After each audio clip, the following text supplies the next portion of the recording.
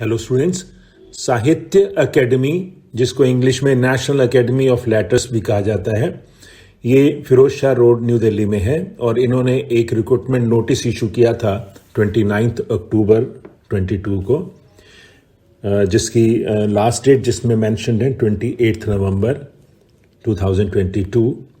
साहित्य अकेडमी आप देख रहे हैं जैसा कि स्क्रीन पर, it is an autonomous organisation under ministry of culture, government of India. It is India's premier literary institution.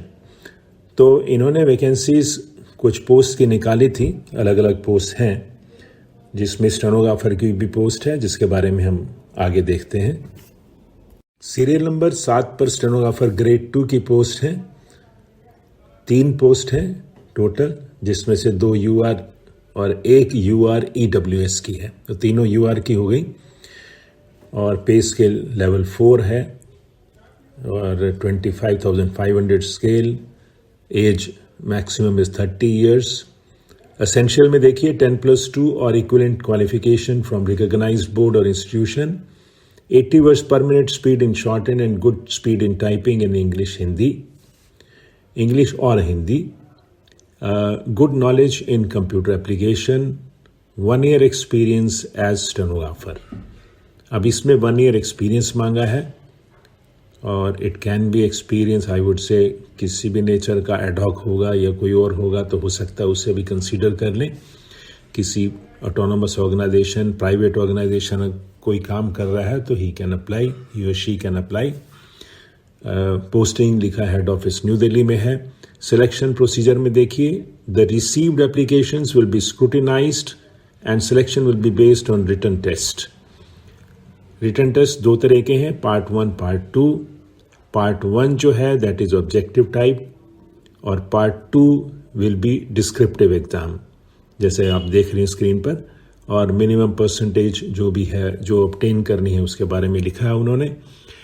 And candidates who qualify in written test will be called for skill test of stenography and typing at the rate of 40 words per minute in English and 35 words per minute in Hindi.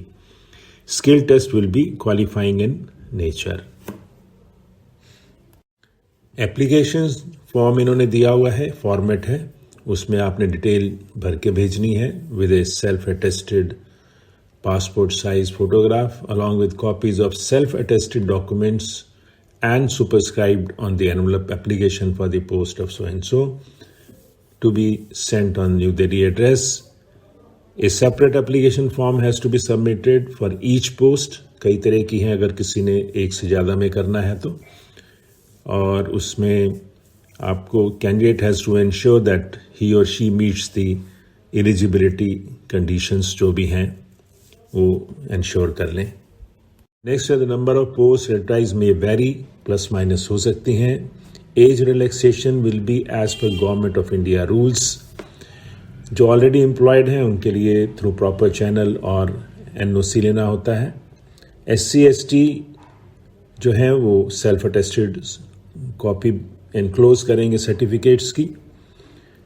और only shortlisted candidates shall be called for written exam, skill test और interview, no TADA।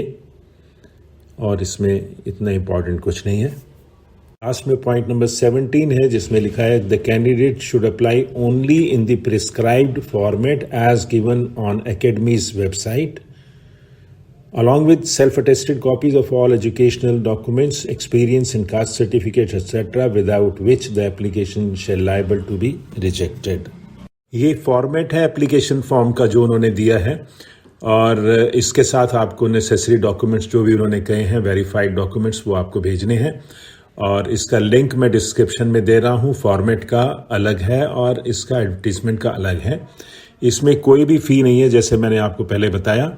1 साल का experience मांगा है, जिसको भी अगर casual basis या टेम्परेरी बेसिस या एडहॉक का है वो भी अप्लाई कर दे, हो सकता है उसको कंसीडर कर लें, क्योंकि इसमें फ़ीस कुछ नहीं है। ये बहुत अच्छी अपॉर्चुनिटी है जिन लोगों को 1 साल का एक्सपीरियंस है उनके लिए।